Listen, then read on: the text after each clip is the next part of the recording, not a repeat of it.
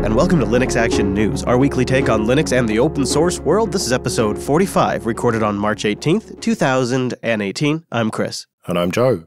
Hello, Joe. It's good to be connected again and have you back. And we start out this week's episode with a big, new, fancy GNOME release, version 3.28.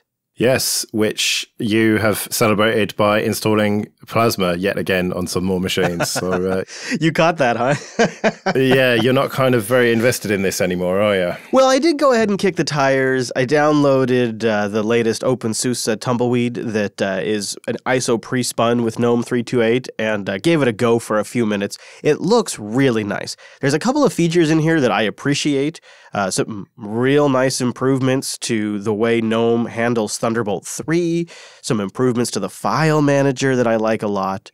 But overall, it's just another solid, steady release. It didn't get me to switch back, I'd say. But if I was a current GNOME user, I'd be pretty excited about 3.28.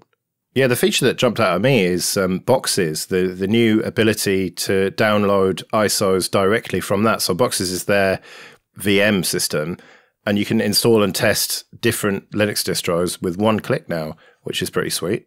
Yeah, they've also enabled some drag and drop file support for certain virtual machines. So you can send files to the virtual machine just by dragging it in the window. But that whole download the ISO automatically feature probably is the number one thing I want to try with the Opensuse Tumbleweed install that I haven't done yet. In total, GNOME.38 incorporates 25,832 changes that were made by approximately 838 different contributors. It's pretty big. There's all kinds of updates throughout the system, from the Calendars app to the media playback support.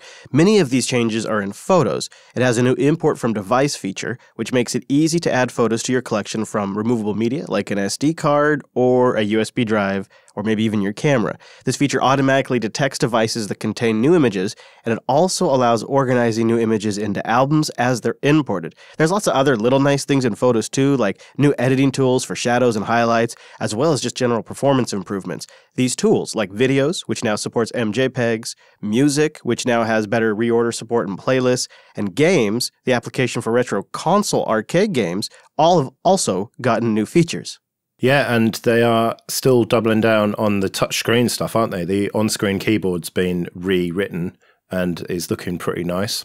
Yeah, it seems very usable. It's not going to blow you away with anything different, but it's straightforward. Oh, I guess also we should mention there's a new application, Usage. This is a new application that's a bit of a technology preview now, but the initial version's pretty functional with what it does have, which includes features for examining your CPU and memory consumption, and it'll also highlight problem areas, make it easy to quickly identify what process is consuming a ton of resources without having to understand how to sort processes and all of that. But my favorite feature is it also has a disk usage examiner. I almost always install a tool to do this, a graphical tool to just go through my disk and tell me what Dropbox folder is ridiculous or my downloads folder is huge, and it now has that built into Usage. Yeah, but I do wonder, how is this different from GNOME System Monitor that we've had for years? I think besides using sort of new technology to render the graphs and all of that, it's simpler. It's more designed for human beings. It's less of PS in a GTK app and more of a friendly front-end user tool. Fair enough. Well, I've just used that for years and never had any problems with it, but I do look forward to checking this out. I do think it looks decent, but I also don't have any problems with the current tool. You get both. They're not taking away GNOME System Monitor. Yeah, fair enough. So there's been another release this week, Firefox 59, which is not as big a release as 58, but it still has some new features, doesn't it? This is a big release for me. It's the one that made me stick with Firefox. When 57 came out, I started looking ahead a little bit at the nightly builds, and I saw what was coming down the pipe for 59, and I stayed. First of all, it's way faster than 57 or 58 for my personal usage.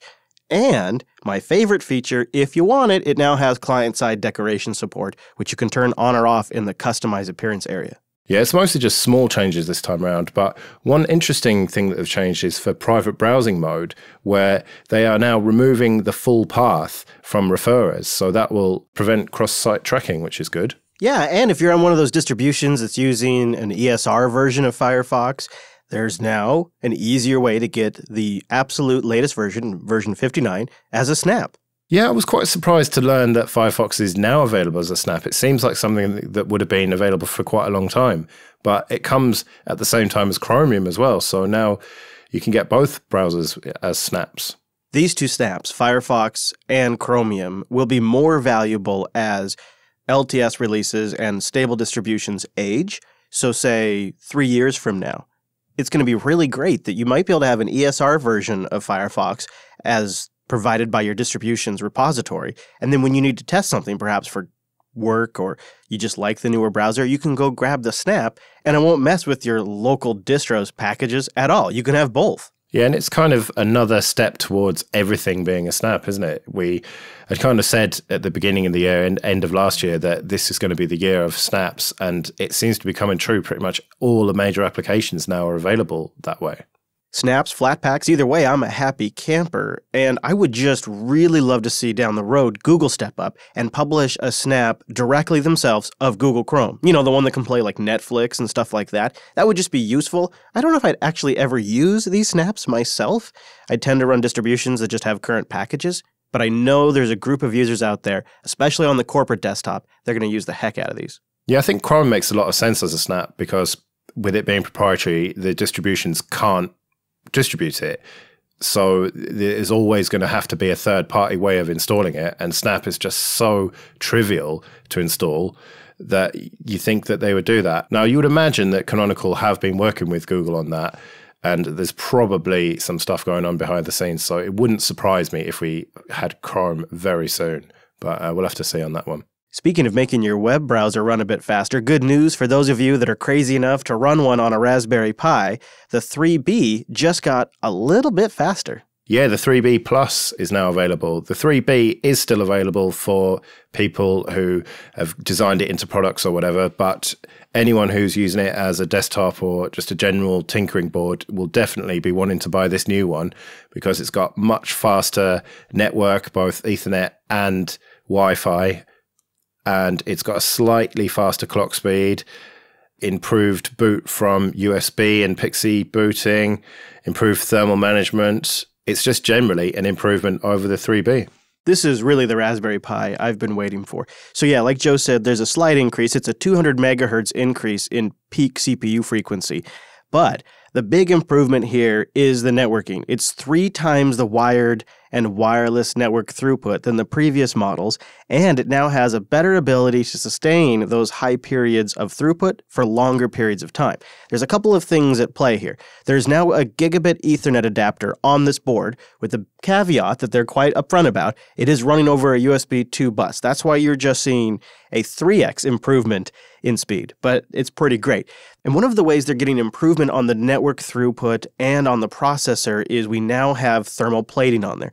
The Broadcom chip has a thermal spreader on it, and the Wi-Fi chipset is encapsulated under a metal shield that's embossed rather fancy with the Raspberry Pi logo, which allows them to certify the entire board as a radio module under the FCC rules, which will significantly reduce the cost of conformance testing for Raspberry Pi-based products that have a Raspberry Pi built in them. That's a big deal right there. So not only are we getting better thermals, but we also have easier certification for radio-type workloads for the Raspberry Pi. Yeah, and we didn't mention that the price hasn't changed either. It's still the $35 price, which makes it a very attractive proposition to build into other devices, doesn't it? Because if they've paid for the certification for you already and it's only $35 for the board, it's kind of a no-brainer at that point if you're building a product that needs an ARM board in it. Another nod to the Raspberry Pi 3B Plus getting ready for more different types of industrial workloads is if you get the right hat, the sucker now supports power over Ethernet. That's going to open up to a wide range of use cases. Yeah, that hat isn't actually available yet, but it will be shortly, apparently. And yeah, that does seem very useful to not have to have a power supply. You can have network and power over one cable, which makes it really easy to put in awkward places. So yeah, it's good to see that as well. Just a quick public service announcement in case you end up picking up the 3B Plus. They note that it uses more power, so make sure you get a high-quality 2.5 amp power supply, and don't run it on something that can't deliver that, or else you're going to have the crashes. Yeah, they've kind of crept that power demand up, haven't they, with each new release, and this one is the most power-hungry so far. And one criticism that I have seen is that it's still only got 1 gigabyte of RAM. Now, that is a limitation of the chipset, unfortunately. So until they make a major revision there, it's going to be stuck with 1 gigabyte of RAM, which kind of these days feels a little bit not enough, doesn't it? Ah, geez, Joe. Back in my day, I had 16 megs of RAM and I was happy. Yeah, but this is 2018 and, even running a server or something, unless you want to be swapping out all the time, you're going to need more than 1 gig of RAM, really. Ah, dang it, Joe. Get off my lawn. But I don't know whether I'm going to buy one or not, because I've got a 3, and that I don't use it that much. But one of the reasons that I don't use it very much is this network bottleneck. And as they allude to here, that it's not only a bottleneck of 30-odd megabits per second or whatever over wireless, it's the fact that it can't continuously deliver that much throughput because it just kind of dies and then comes back, dies and then comes back as it gets hot or something. And now they've addressed that problem as well as making it faster. It suddenly makes it much more useful to me. But it's not even that much money, but it's just more the clutter of it, really, because I'll end up buying it and then just using it for a while and then not using it. So I don't know. I think I'll probably end up with one eventually. But if they rev the RAM, I think that's when I would be probably looking to buy another one. But for now, I'm not going to buy one anytime soon. What about you? I have been tempted recently to use the open source project Crankshaft and make a carputer out of the Raspberry Pi. And now that there's one that's just slightly faster, I was already tempted. And now it's just a little bit faster. I'm even more a little bit tempted. So I may actually pull the trigger. I do have the same problem that you have. I've got a Raspberry Pi right across the table from me that I haven't used in a solid 6 months. And it looks at me. And that's why I was tempted to do the carputer. Because I'm like, I'll use you. I'm sorry. I'm sorry I've neglected you, little Raspberry Pi. And what that tells us, Joe, is when those are sitting around our tables, is that we're just not coming up with enough projects for them. It's our fault, not the Raspberry Pis. do.co/action, digitalocean.com. DigitalOcean is simplicity at scale. You can spin up infrastructure in seconds, and they built the entire system with simplicity at the forefront. So managing infrastructure is simple. If you're an expert or a total beginner, you're going to be at home. do.co/action. For a limited time, if you go there, you'll get a $100 credit. Now, it lasts 60 days. You have to have a valid credit card on file, and it's a new account. A couple of caveats, but I wanted to let you know because a $100 credit is a special opportunity over at DigitalOcean. Typically, we give out $10 in credit, and that will get you really far. 2 months for free on the DigitalOcean platform if you run the $5 a month rig, which is even better than ever because DigitalOcean has recently revised their Droplet Plans to make them even more competitive. And they've introduced flexible droplets, which you can mix and match resources depending on what your application actually needs. You need a little more disk or you need a lot more CPU, you can mix and match depending. And I think that's why they're introducing the $100 credit, because they really want to give you an opportunity to play with this stuff. do.co/action to get that. Everything is SSD-based. 8 data centers around the world. A dashboard that is so straightforward and easy to use, you'll be spinning up things for fun. And if you get stuck and one of their pre-built systems, which they have many, doesn't fit your need, they have over 1,800 tutorials that have been professionally edited and composed. It's a fantastic resource. do.co/action. It's DigitalOcean infrastructure in less than 55 seconds. do.co/action. So it's been quite a bad couple of weeks for Bitcoin, hasn't it? And one story that jumped out at me was a city in New York State, Plattsburgh, has banned Bitcoin mining. Well, that's the headline, but it's new Bitcoin miners aren't allowed to set up shop there, at least for 18 months, because they've got pretty cheap power there, but they've only got a limited supply of that from a hydro dam. They've put an 18-month ban on any new Bitcoin miners. I guess it's been blowing up over there because, like Joe said, cheap power. And the problem is when they exceed what they can generate themselves, they have to go out on the market and buy the power. And that raises the rates for all of the utility subscribers, sometimes by quite a bit. Obviously, that needs to change. The average consumer shouldn't be penalized from the Bitcoin miners using all the power. They should just be paying more. And I have a suspicion that's what they're going to be working out over the next 18 months, is how they're going to pay more for this stuff. It's the exact opposite of what's happening here in Washington. In one small town in my home state, Washington, it's called Wenatchee. They also have really low-cost power because, again, hydroelectricity, and they have cool temperatures. And that makes for a great combination to mine Bitcoin. And Wenatchee has seen what they're calling a gold rush. Only in this case, the local businesses are sort of capitalizing on it. They're creating stores for these businesses that have now employees that mine Bitcoin. They sell goods in Bitcoin. It's sort of an interesting little micro Bitcoin experiment that's happening right here in my home state. It sounds like they might use this 18 months to implement some sort of license scheme or something, which is more regulation, which will probably drive the price yet further down. Because I can see if they implement it in this one town, then it could end up being implemented in other towns in the US, because it is a huge power draw, and that is something that has to be addressed. I suspect that these mining operations, these large-scale data center-sized mining operations, would be more than happy to pay for their fair share of the power usage. At least here in Washington, over in Wenatchee, they are producing 50 Bitcoins per day on average. At least this is back in July when the story ran. Something tells me they've got the overhead, even when Bitcoin's around $7,000 or $5,000. If they're getting 50 per day, they have the overhead to pay for that power. Yeah, but it's not necessarily just about paying for it, is it? And it's not even just Bitcoin mining and other cryptocurrencies. We're moving into a world where we're using fewer fossil fuels and more stuff is going electric, like vehicles, for example. And the infrastructure required for that isn't really there at the moment. You can't just expect to suddenly add a load of more demand and expect the infrastructure to be there to deal with it. And if we're going to have a future where there's a lot more of these cryptocurrencies and it becomes a standard thing, then that's yet another demand on the electrical system that they're going to have to deal with somehow. I don't really tend to get too concerned about the power concerns because I don't feel like we have enough perspective. What is the Bitcoin power draw versus the power draw of air conditioners, for example? And there's also stories that have run recently, surprisingly, like, for example, this one over at Vox.com on February 27th that says, this Tennessee Valley electricity utility is freaking out because demand has been flat for years. And they quote several utilities in the United States that actually say they have more supply than they have power demand. I wouldn't have thought that was the case either. That contradicts everything I've heard. But it's a really well-cited article by Vox that talks about how a lot of these private utility companies are losing money right now because there's simply not enough demand for the power that they have, for the inventory.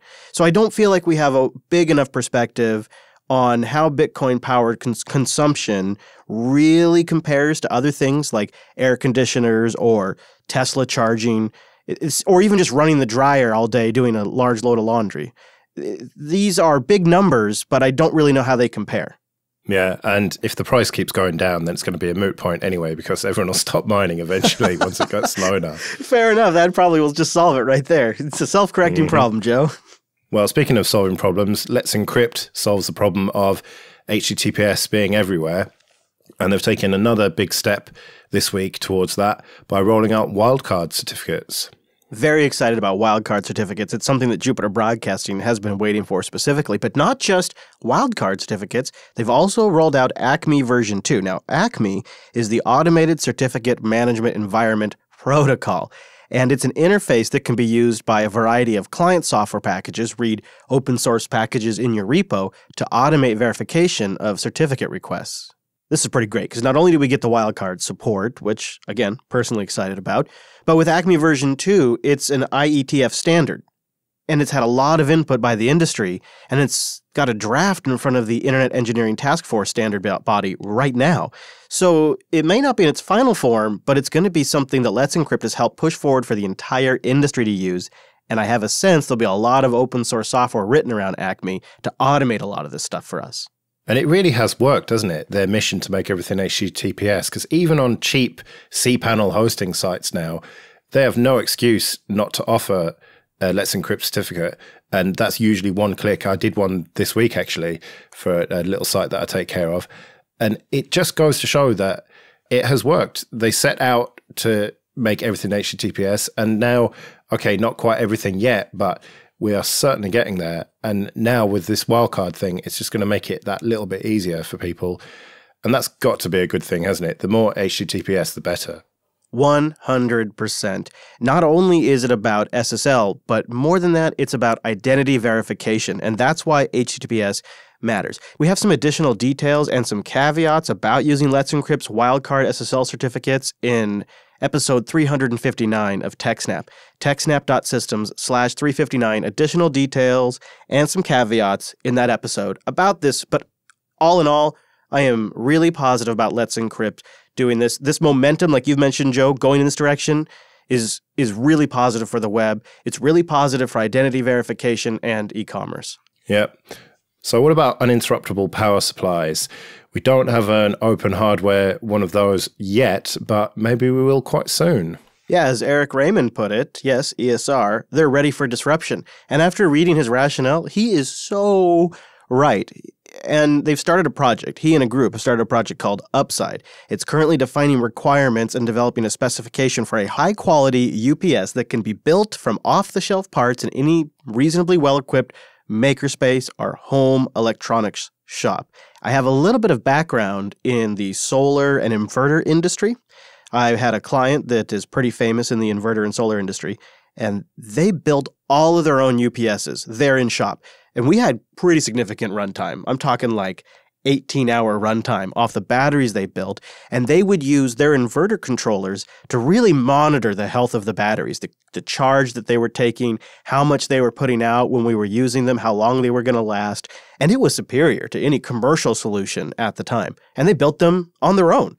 So when I saw this, it really clicked for me. I didn't realize that the off-the-shelf ones were so bad, but from reading what he has to say about them, they're really just the absolute bare minimum, aren't they? They just make them as cheap as possible. And so you can see why he wants to start this new project to have an open standard for them. Yeah, there's all kinds in the industry, and the more expensive you go, sometimes the fancier you get. But again, he's going for something that anybody could get, and some of the requirements they have, I really agree with. Smart charging, which the circuitry built in will be more than just a constant trickle. It needs to be aware of the battery's charge so it doesn't degrade it. The batteries should be more sophisticated than lead acid, maybe lithium ion or something like that. The open source UPS should be able to deliver 300 watts for 15 minutes as a bare minimum, and the UPS should fail into a bypass mode. That means the power remains active rather than off, which a lot of UPSs just fail to, which brings down your system, which is the exact opposite of why you have a UPS on it. Yeah, that's terrible. I can't believe that any of them would fail to an off position. Surely that's just the first thing that you would build into it, that it would fail on rather than off. My assumption would be that you are trying to avoid damaging the equipment by under-delivering voltage.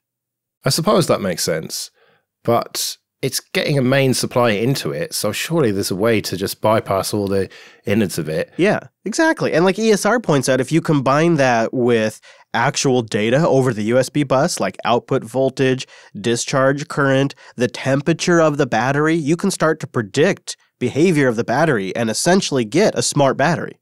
And when you use that data, you can avoid things like random-ass battery failure that's totally unpredicted. Yeah, well, I'd quite like to build one of these once the standard is published. So yeah, looking forward to that. Yeah, we'll have a link in the show notes if you'd like to check it out. Go to linuxactionnews.com/45. Okay, so let's end on a runs Linux. And this week, Wil Wheaton runs Linux. What? This is one of those beautiful blog rants where he takes to the web and says, my Windows machine, which began running Windows 10 pretty great, he thought it was a decent OS, after a while began to run so slow he thought somebody had put a 386 in there. And so he installed Debian, which is quite a strange choice for someone who's not that experienced. I think he got there because he started with system testing tools to try to do troubleshooting on his hardware to find if something is wrong, and then everything just worked under Linux, and so he just took it a step further, loaded it up, and he says, after 17 minutes of trying to install Linux, I had my system booted, and I was using a desktop that just worked the way I expected. I ran into a couple of idiosyncrasies that I'm not crazy about, he says. Mild frustrations, things like Twitter is painfully slow in my web browser and I can't watch Netflix or Hulu because of stupid DRM, and I think he's using Chromium. Perhaps he should get a snap of Google. Oh, wait, Google. But it's cool to see someone high profile like that using Linux and blogging about it. It's got to be good for the whole community, isn't it? Yeah, it'll be an exciting journey to watch, and I bet he'll have no shortage of people reaching out recommending ways to get Netflix working. Yeah. Install Windows, probably. He also said he tried an iMac, and that he wasn't too impressed with either. But you know, Joe, everybody eventually comes around to Linux. You can't avoid it. It's that slow, eventual takeover. Well, I'm sure we'll be keeping an eye on developments as Wil continues his Linux journey and, of course, with everything else that's going on. And if you want to join us, you can go to linuxactionnews.com/subscribe for all the ways to get new episodes. And linuxactionnews.com/contact for all the ways to get in touch. You can support the whole network at the Patreon page, patreon.com/JupiterSignal. We'll be back next Monday with our weekly take on the latest Linux and open source news. I'm at Chris LAS. I'm at Joe Ressington. Thank you for joining us, and we'll see you next week. See you later.